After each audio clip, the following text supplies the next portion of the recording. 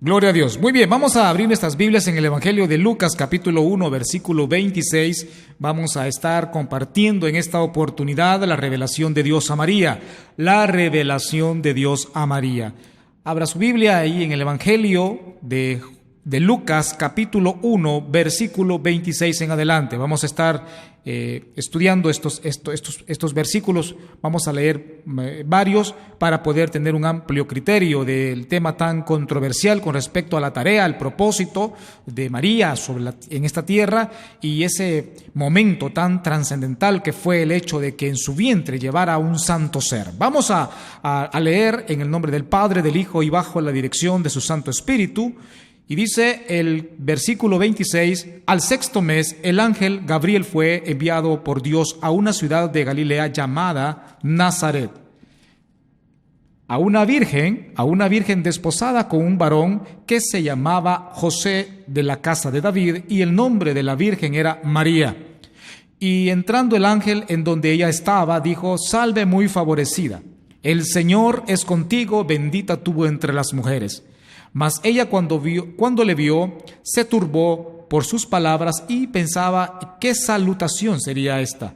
Y entonces el ángel le dijo: María, no temas, porque has hallado gracia delante de Dios. Y ahora concebirás en tu vientre y darás a luz un hijo y llamarás su nombre Jesús.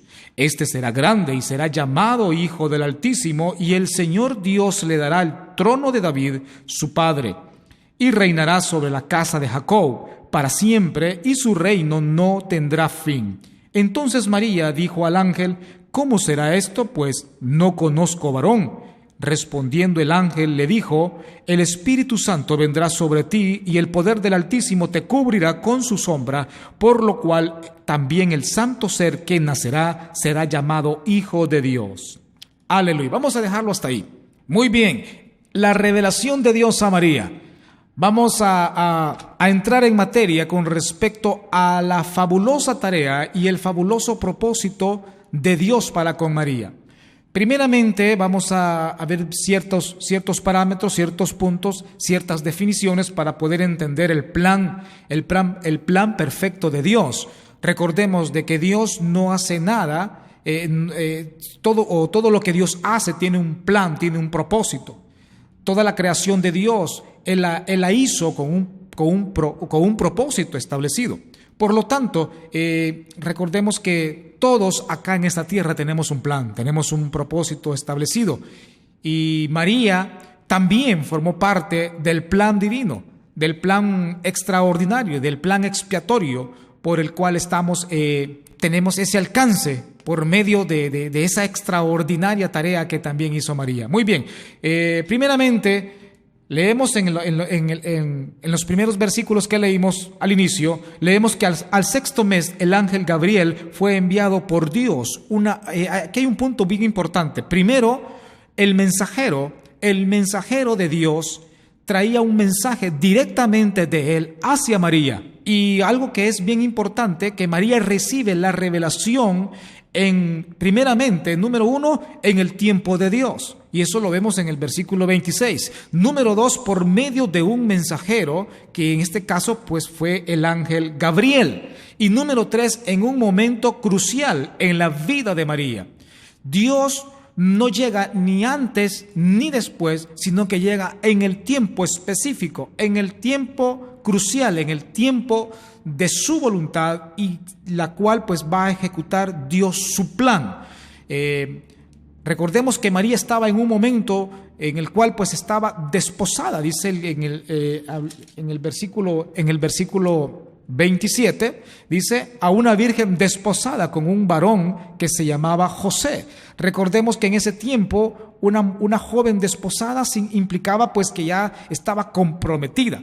Cuando hablamos de compromiso, significa de que ya solo faltaba el momento de la ceremonia para hacer público el pacto que ya estaba. De hecho, cuando la Biblia habla de desposorio, significa de que ya existe un compromiso. María ya estaba comprometida con José, por lo tanto ella no podía, por decirlo así, ya tenía que casarse, quisiera o no quisiera, tenía que casarse porque ya había un compromiso. Por lo tanto, dice que estaba desposada. Dios siempre va a tomar o va a ejecutar su plan en nuestra vida cuando estemos en el momento adecuado, cuando estemos preparados para poder ejecutar su plan y propósito en nuestras vidas. Por lo tanto, Dios sabía que María estaba en un momento de su vida en el cual tenía la capacidad moral, la capacidad física, como vamos a ver más adelante, para poder ejecutar el plan divino de Él para con los hombres y sobre todo en la vida de María. Muy bien, dice, y a una virgen desposada con un varón que se llamaba José, de la casa de David, y el nombre de la virgen era María. Vamos a detenernos unos minutos acá y vamos a hablar acerca de las virtudes de María.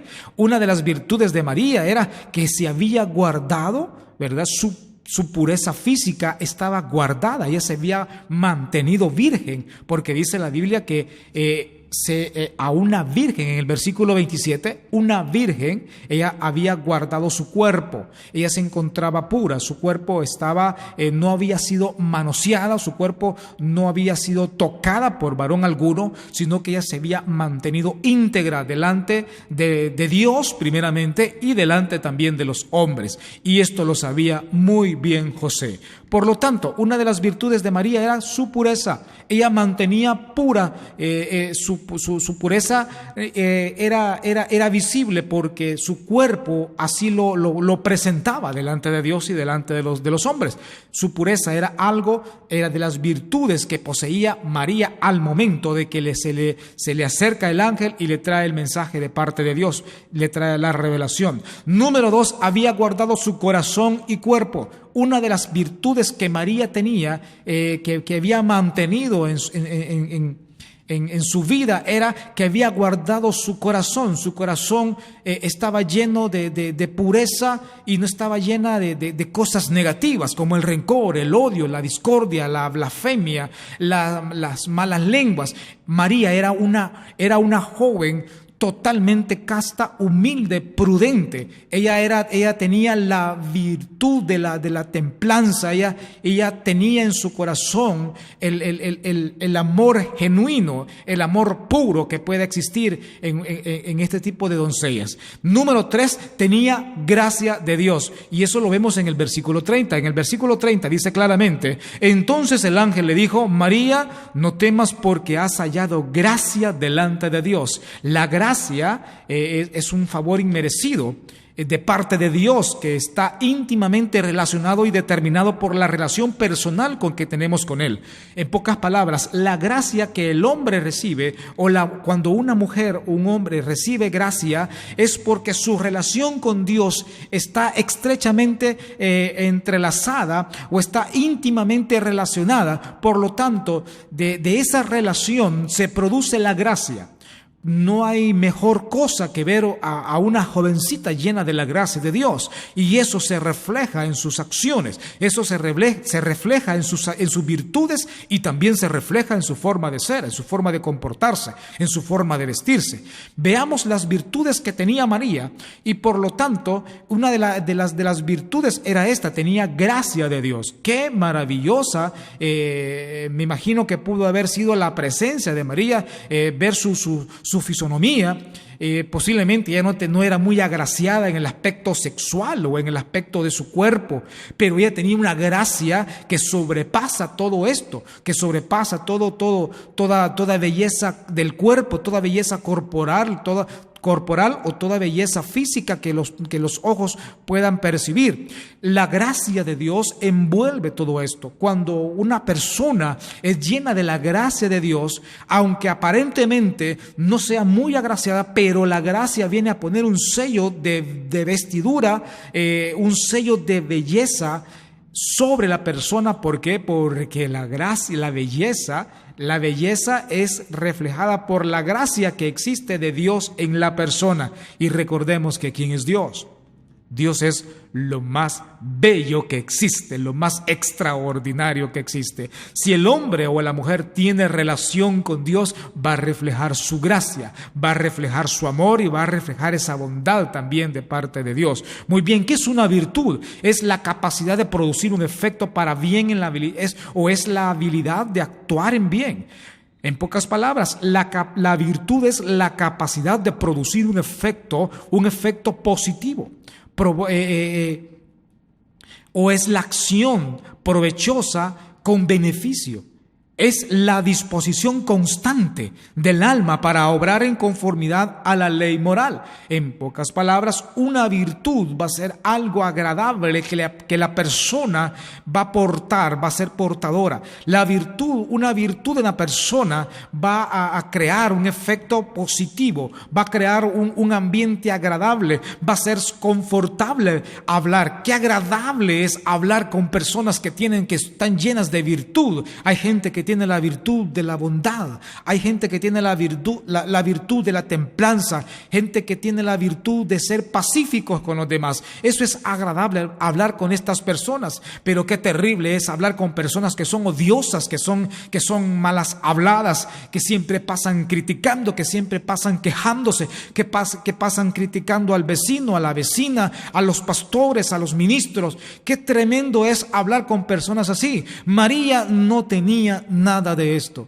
Su corazón estaba lleno de bondad, su corazón estaba lleno de benevolencia, estaba lleno de paz, y esas son virtudes que Dios siempre va a buscar, en la vida de las personas, en la vida del ser humano, para poder cumplir su plan y propósito. Por lo tanto, María encontró gracia en Dios.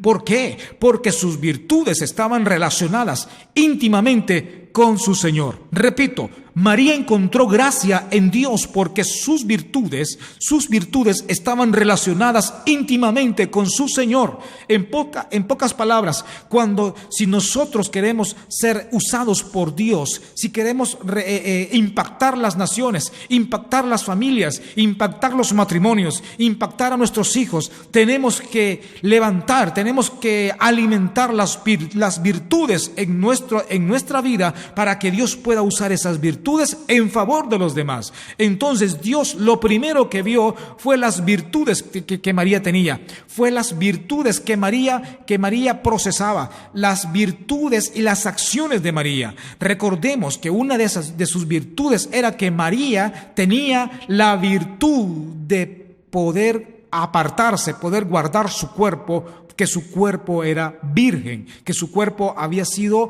ella se había guardado en temor primeramente a Dios, y luego porque estaba comprometida con un varón. Y ella en su interior podía decir con toda certeza, con toda claridad y con toda autoridad, podía decir en su interior, en su corazón: yo no he conocido varón. Por lo tanto, Dios siempre va a utilizar las virtudes. Nuestras virtudes, las virtudes que Él ha puesto en nosotros, las va a usar para poder usarnos, para poder cumplir el plan y propósito en nuestras vidas. Muy bien. Ahora bien, vamos a ver a María como instrumento. Vamos a ver a María como un instrumento. Y aquí vamos a ir poco a poco dando a explicar en este estudio que estamos llevando con respecto a la revelación de Dios a María. Dios siempre se revelará únicamente y utilizará a aquellos que sus virtudes y acciones estén determinadas, enfocadas en base a su propósito y voluntad, y conforme a la intimidad y relación personal.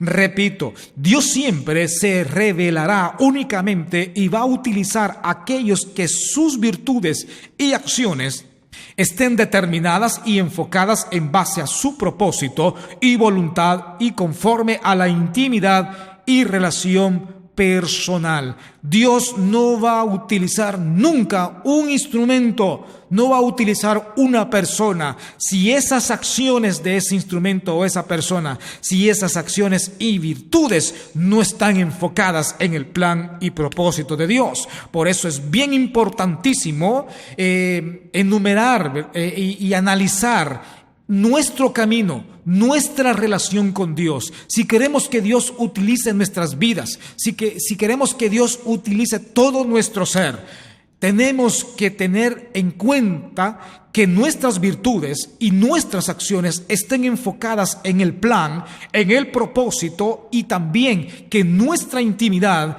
y relación personal con Dios sea genuina. Eso es bien importante. Y estas virtudes las encontró Dios en la vida de María.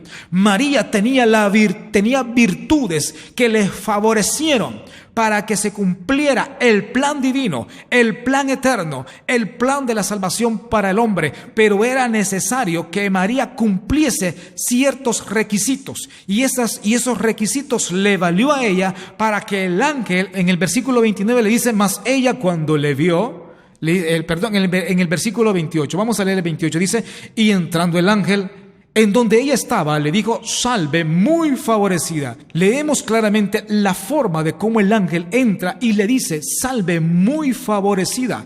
María era una joven llena de favor, llena del favor de Dios. Es bien importante nunca buscar el favor de los hombres. Siempre tenemos que buscar el favor de Dios en nuestras vidas, porque el favor de Dios es lo que va a cumplir en nuestra existencia, en nuestro caminar, en nuestro paso por esta tierra.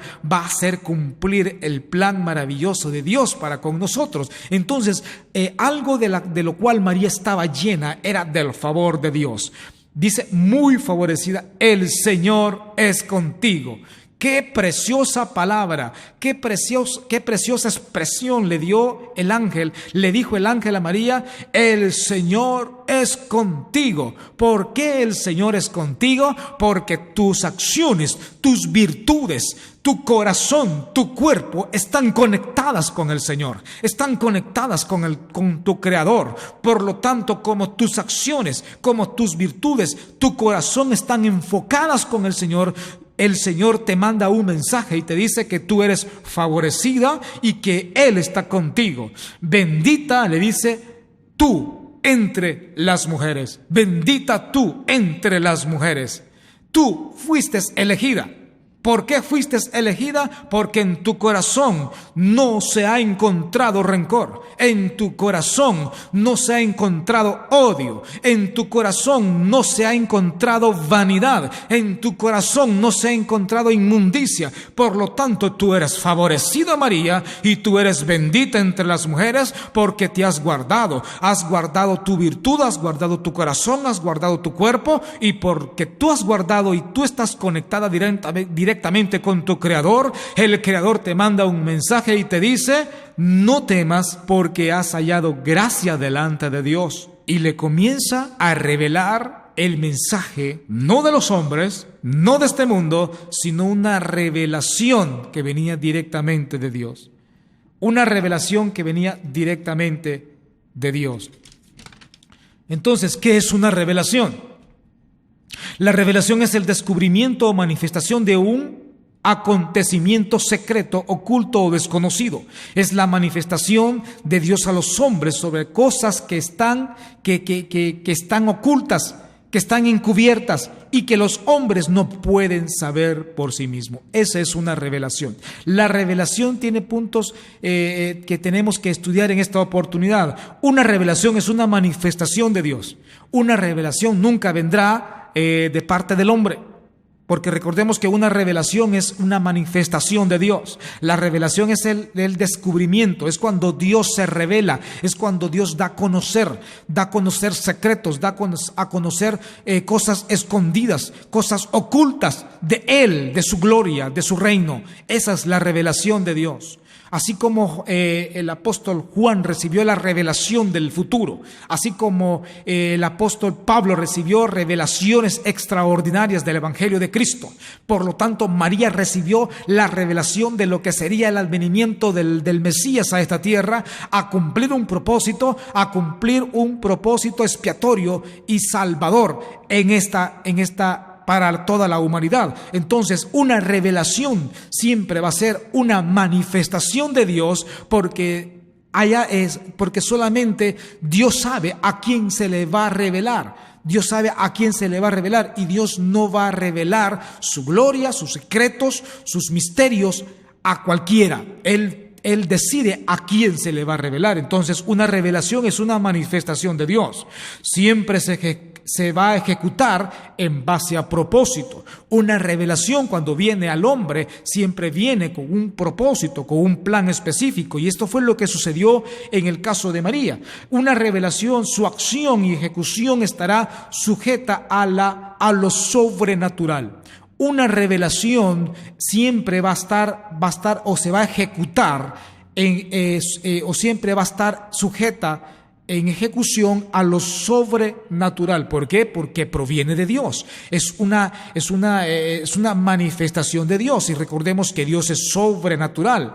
Él es soberano. Él es todopoderoso. Él obra en lo sobrenatural. Hay un ámbito natural y hay un ámbito sobrenatural. El ámbito natural es el ámbito donde nosotros nos movemos, lo físico, lo que nuestros ojos pueden ver, pueden percibir, las cosas naturales, las cosas físicas, palpables. Eso es el ámbito natural. Pero existe un ámbito sobrenatural, el cual es donde Dios opera, donde Dios habita, donde Dios se mueve.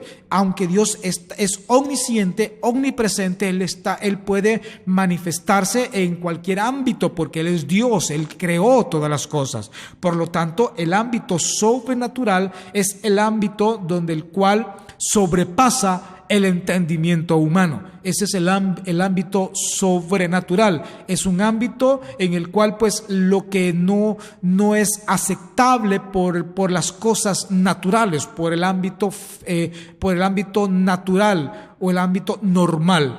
Lo sobrenatural tiene que ver con la obra espiritual y algo en el cual pues opera en la soberanía de Dios. La revelación estará sujeta a las leyes naturales y también a las leyes sobrenaturales. Y eso pues es punto importante de otro tema. Pero bien, muy bien, dice, y luego en el versículo 31 dice, y ahora concebirás, y ahora, o sea, en ese momento, ahora concebirás en tu vientre y darás a luz un hijo y llamarás su nombre Jesús. Vamos a detenernos acá un momento, vamos a irnos a meternos en profundidad en este punto tan crucial con respecto a la concepción o al momento cuando el ángel le dice a María, y concebirás y darás a luz un hijo y llamarás su nombre Jesús.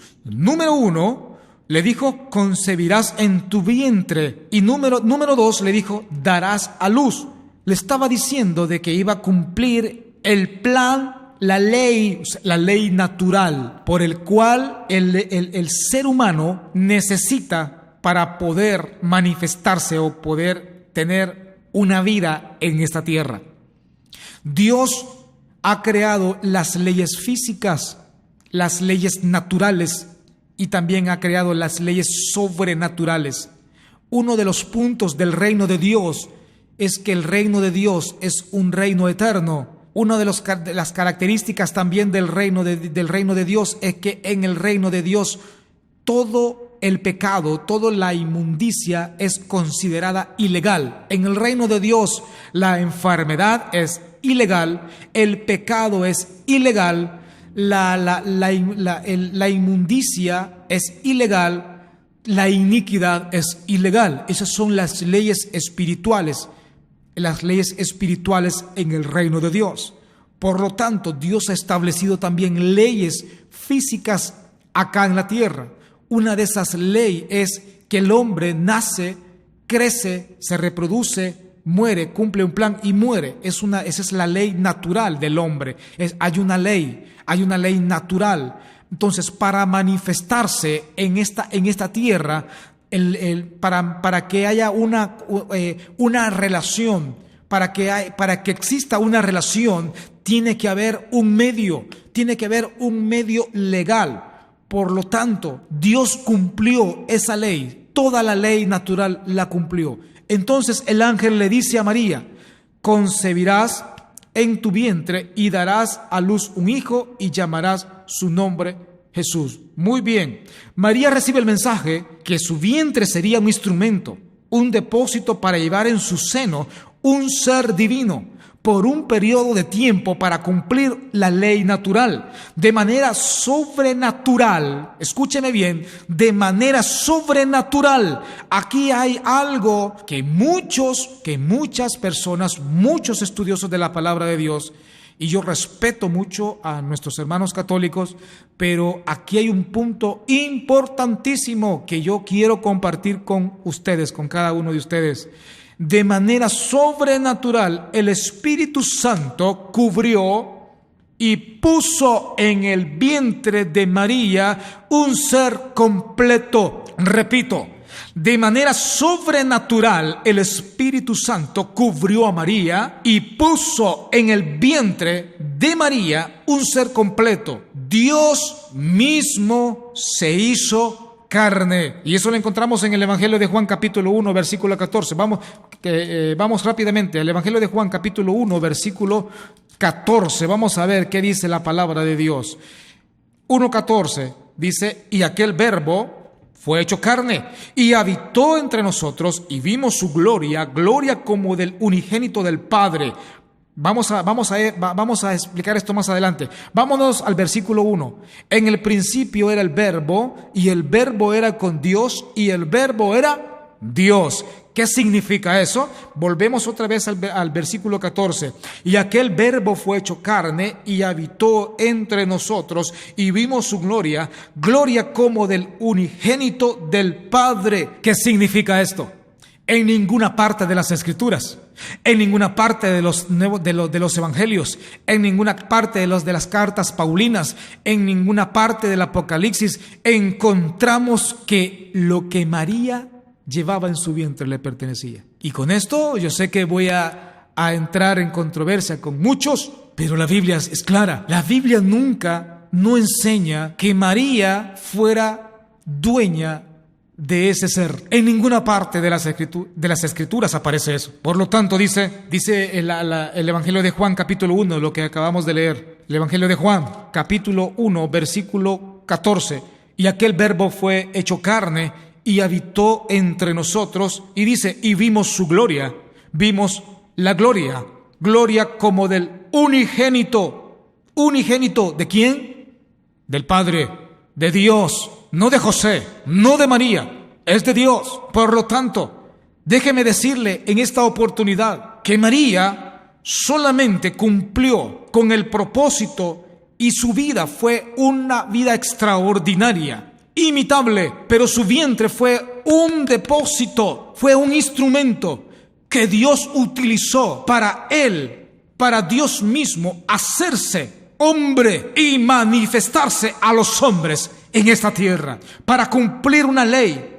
Dios necesitaba, en el buen sentido de la palabra, Dios tenía que hacer cumplir una ley que Él mismo ha establecido. Por lo tanto, Él tenía que habitar en el seno de una mujer, en el vientre de una mujer, y cumplir el periodo para cumplir la ley natural de nacimiento de todo hombre, la ley establecida por Dios con respecto a la ley y manifestación natural humana. Por lo tanto, por eso dice la Biblia, por eso dice en el Evangelio de Lucas: y ahora concebirás en tu vientre y darás a luz un hijo, y llamarás su nombre Jesús. Comienza el ángel Gabriel a decirle a María: y este será grande, y será llamado Hijo del Altísimo, y el Señor Dios le dará el trono de David, su padre, y reinará sobre la casa de Jacob para siempre, y su reino no tendrá fin. Entonces María dijo al ángel: ¿cómo será esto? Pues no conozco varón. María estaba aturdida, María no entendía, pero dice la Biblia de que Dios se le reveló a María y le hizo entender en su espíritu el plan divino, el plan de salvación. Y María entendió el propósito de Dios, entendió el plan de Dios y dijo: hágase con su sierva conforme la palabra que he recibido. Entonces, una revelación estará sujeta al plan, propósito y voluntad de Dios. Un instrumento de Dios será aquel que sus virtudes y propósito, plan y voluntad de Dios tiene que estar en completa armonía, en completa conexión. Muy bien. Entonces María estaba turbada, María estaba asustada, estaba temerosa, no entendía esto y por eso le dijo, pero ¿cómo va a ser esto? ¿Cómo va a suceder esto? Pues no conozco varón. María le estaba diciendo al ángel, ¿cómo va a ser? ¿Cómo yo voy a quedar embarazada si no he tenido un contacto físico con un hombre? ¿Cómo yo voy a concebir en mi vientre si es necesario que exista una concepción en la cual tiene que ir parte de mi esposo o parte del varón y parte mía? ¿Cómo va a suceder esto? María estaba trayéndole a la mente del ángel la situación de la ley natural, que para una concepción, para que a una mujer quede encinta o quede embarazada, es necesario una relación sexual, es necesario una unión marital para que haya una unión del óvulo y también donde un espermatozoide pueda penetrar el óvulo y así de esa manera cumplirse el ciclo de la vida. Por lo tanto, María no entendía, decía, ¿cómo va a suceder esto? Pues aquí viene lo extraordinario, porque el ángel le dice a María en el versículo 35, respondió el ángel y le dijo, el Espíritu Santo vendrá sobre ti y el poder del Altísimo te cubrirá con su sombra, por lo cual también el santo ser que nacerá será llamado Hijo de Dios. Hijo de Dios. Voy a detenerme un momento en este punto crítico. ¿Qué sucedió en ese momento? La Biblia dice que el Espíritu Santo cubrió a María, cubrió el ser de María, y el Espíritu Santo depositó en el vientre de María un cuerpo físico que tenía naturaleza humana, pero no tenía naturaleza de pecado. Repito, un cuerpo físico que tenía naturaleza humana, pero no tenía naturaleza de pecado. En pocas palabras, no tenía genes ni de María ni de José. Repito, no tenía genes ni de María ni de José. Porque si hubiese tenido contacto con los genes, contacto con la naturaleza de María, en este caso, porque era la que iba a llevar en su vientre, este santo ser hubiese sido contaminado con la naturaleza de pecado de María. Recuerde de que María llevaba en sus genes la naturaleza de pecado, y por lo tanto el Señor Jesucristo no podía nacer con naturaleza de pecado, porque Él era el Cordero Santo, un Cordero Santo, un Cordero apartado. Por favor, quiero que usted pueda comprender lo que yo estoy tratando de explicar en esta oportunidad. Es algo muy profundo, es algo muy delicado. Yo sé que voy a entrar en controversia con muchas personas, y yo sé que no se predica de esto porque no quieren confundir. La Biblia no confunde, queridos amigos, queridos hermanos. La Biblia a sí misma se explica. Dios no es un Dios de confusión, sino que Dios es un Dios veraz, es un Dios de verdad. Por lo tanto, cuando la Biblia habla acerca de que María llevó en su vientre un santo ser, eso me da a entender a mí de que ese santo ser no tenía ninguna característica humana, no tenía no era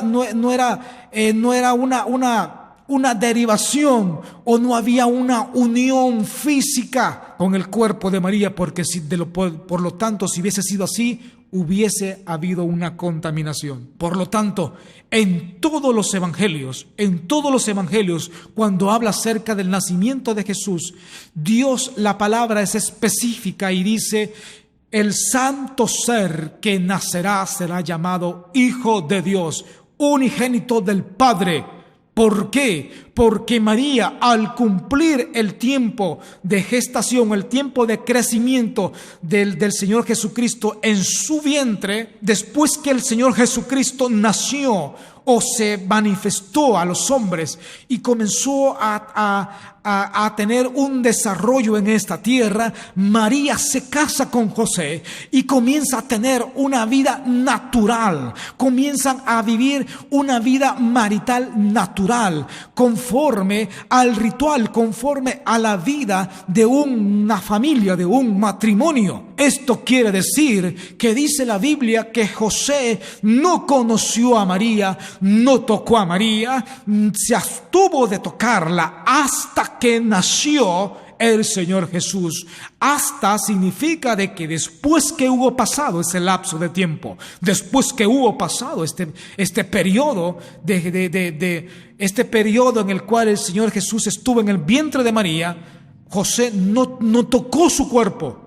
No hubo un contacto marital, pero dice la Biblia que después que de este lapso de tiempo, después que el Señor Jesucristo nació y comenzó a desarrollarse, comenzó a crecer, María y José, o José y María, tuvieron una vida marital normal. ¿Qué significa eso? Que María tuvo más hijos, que María tuvo hijas e hijos. Esa era la ley natural. Ahora bien, María como madre de Dios o María como instrumento, ¿en qué quedamos? ¿Cuál será la posición? ¿María como madre de Jesús o María como instrumento? ¿Qué dice la Biblia? La Biblia nos da la respuesta. ¿Qué es una madre? Una madre es una mujer que ha tenido uno o más hijos por la acción directa de una relación sexual donde por medio de la unión de un espermatozoide y un óvulo se deposita dentro de su vientre, dando lugar a un nuevo ser que al nacer tendrá las características físicas, emocionales de los padres, de los dos padres. En pocas palabras, aquí hay un punto importante. Cuando el Señor Jesucristo crece, no tiene ninguna característica, no tiene ninguna fisonomía, no tiene absolutamente nada de María. ¿Por qué? Porque no era de María. No era de María. Escúcheme bien, que el Señor Jesucristo no era de María. ¿De quién era el Señor Jesucristo? ¿De quién era? Vamos a la palabra del Señor. Vamos al Evangelio de Mateo. El Evangelio de Mateo nos aclara de quién era el Señor Jesucristo. En el capítulo 1, versículo 20 encontramos, y pensando, vamos a leer desde el 19 para tener un amplio criterio. En el versículo 19 dice, José su marido, como era justo y no quería infamarla, quiso dejarla secretamente. ¿A qué se está refiriendo? Cuando María se le acerca y le dice, oye, pues estoy embarazada, pero ¿cómo así? Si no nos hemos casado aún. Y comienza María a explicarle, y algo confuso, José se encuentra en una situación frustrante porque era su prometida. Pero aquí hay un punto bien importante. José conocía el corazón de María. José conocía las virtudes de María también. Conocía que María no era una mujer insensata, no era una mujer que andaba con uno y con otro, no. Él conocía el corazón de María. Por eso la había elegido como esposa, porque tenía conciencia de sus virtudes, conciencia de su corazón, sabía que amaba a Dios. Por lo tanto, dice la Biblia, pero eso no dejó de ponerlo en qué pensar. Y dijo, y pensando él en esto, he aquí un ángel del Señor le apareció en sueños y le dijo, José, hijo de David, no temas recibir a María tu mujer. En pocas palabras le dijo, oye, no te sigas preocupando, no te sigas quebrando la cabeza por la cuestión del hecho de que estés pensando con quién ha estado María, sino no temas, le dice, recibir a María tu mujer, porque lo que en ella es engendrado es ¿de quién? Del Espíritu Santo. Porque lo que en ella es engendrado es del Espíritu Santo, de nadie más. Entonces, Jesús sería llamado Hijo del Altísimo, Hijo de Dios. Y eso lo vemos claramente en el Evangelio de Juan, capítulo 1, versículo 35. Luego no tendría padres naturales. El Señor Jesucristo no tuvo padres naturales. ¿Por qué no tuvo padres naturales el Señor Jesucristo? ¿O padres físicos? ¿O padres de naturaleza humana? Porque Él procedía del Padre. El Señor Jesús procedía del Padre. Él siempre se sujetó a su Padre. Nunca se sujetó a José y a María. No, Señor. No encontramos en ninguna parte de las Escrituras en las cuales el Señor Jesús, nuestro Señor Jesucristo, se haya sujetado a José o a María. No, Él siempre hizo la voluntad de su Padre. Él siempre se sujetó a la voluntad de su Padre. Él cumplió el plan y propósito por el cual estaba en esta tierra, obedeciendo siempre a su Padre. Por lo tanto, yo quiero que usted pueda entender esta palabra en esta oportunidad. ¿Por qué el Señor Jesucristo nunca les dijo: he ahí mi padre José, he ahí mi madre María? ¿Por qué? Porque Él es eterno, y eso lo encontramos en el libro de Apocalipsis. ¿Quiere usted saber quién es Jesucristo? ¿Quiere saber usted que Jesucristo no tiene principio ni fin? ¿Sabía usted que el Señor Jesucristo es el creador de los cielos y la tierra? Que en la creación Él ahí estaba. Él es eterno. Él no tiene principio. Él no tiene fin. Él vino a esta tierra en una manifestación humana, pero su esencia es eterna. Jesucristo es eterno. Él no tiene principio. Él no es el motivo. Él no es el resultado de una relación física humana. No, Señor, eso es una herejía pensarlo de esa manera. Vamos a ver en el Evangelio, en el capítulo 1 del libro de Apocalipsis. Dice: yo soy el alfa y la omega. En el capítulo 1, versículo 8. Yo soy el alfa y la omega, el principio y fin, dice el Señor, el que es, el que era y el que ha de venir, el Todopoderoso. Estas son palabras mismas de nuestro Señor Jesucristo. Él no tiene principio, Él no tiene fin. Él es por toda la eternidad, desde la eternidad hasta la eternidad. Él es siempre, Él es todopoderoso, Él es omnisciente, Él es omnipresente, Él es Dios, ese es nuestro Salvador. Pero cuando nosotros, cuando nosotros vemos las Escrituras, vemos que Él estuvo en esta tierra, se hizo carne. Él mismo Dios mismo se hizo carne. Ese verbo se hizo carne y habitó entre nosotros para cumplir un propósito, específico, y su propósito fue morir en la cruz para darte vida a ti, para darme vida a mí, por tus pecados, por mis pecados, por nuestras inmundicias, por nuestras iniquidades. Él pagó un precio. Ese fue el plan perfecto. Ese fue el plan perfecto de su advenimiento. Ese fue el plan perfecto de su estadía en esta tierra, de darnos vida eterna, de darnos salvación, de darnos esa redención tan gloriosa. ¡Aleluya! El Señor Jesús no fue engendrado por voluntad de varón. María reconoció por revelación a quien llevaba en su vientre. María nunca, déjeme decirle en esta oportunidad, María nunca dijo que Jesucristo era su hijo. Nunca, no encontramos en ninguna parte de los evangelios que haya dicho María: Él es mi hijo. María estaba consciente de la revelación que había recibido por parte del ángel, y María estaba consciente de lo que llevaba en su vientre no le pertenecía. Ella se sentía contenta, estaba alegre, estaba regocijada, estaba agradecida, y la vemos cantando, la vemos alabando al Señor. Luego, en el capítulo, siempre en el libro en el Evangelio de Lucas, en el capítulo 1, versículo 46. Entonces María dijo: engrandece mi alma al Señor, mi espíritu se regocija en Dios mi Salvador.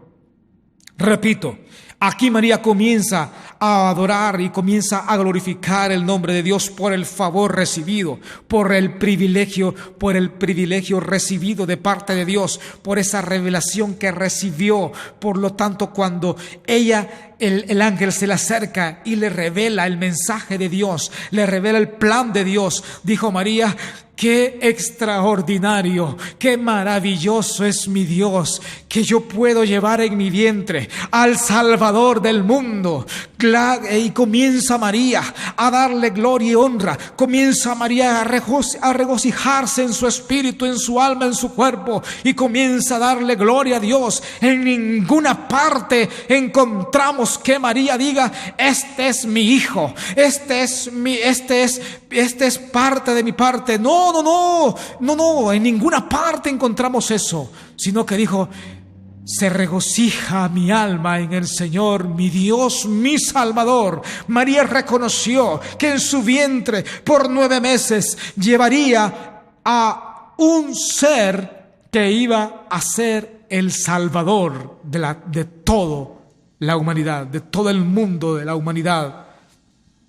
María reconoció por revelación a quien llevaba en su vientre. Llevaba a su Señor y llevaba a su Salvador. María estuvo sujeta a la voluntad del Señor Jesús. María estuvo sujeta siempre a la voluntad del Señor Jesús. Repito, María estuvo sujeta a la voluntad del Señor Jesús. ¿Cómo es eso? ¿Cómo es eso? Que María estuvo sujeta al Señor Jesús.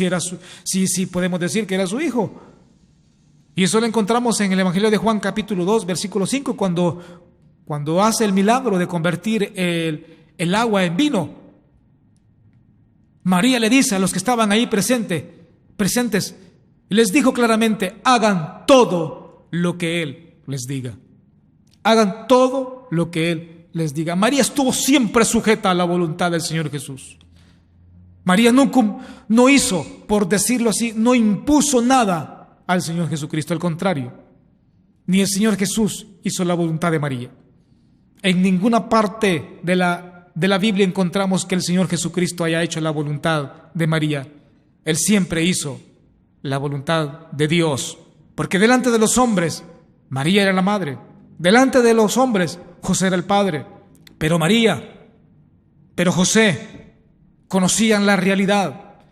Y dice la Biblia que María guardaba todas estas cosas en su corazón, porque ella no podía salir gritando por las calles diciendo que ella no era la madre, que ella había recibido un mensaje de un ángel y que un ángel había depositado un ser en su vientre. En ese momento la hubieran agarrado y la hubieran matado, hubiera muerto apedreada, hubiera muerto. La gente no hubiera recibido esa palabra de María.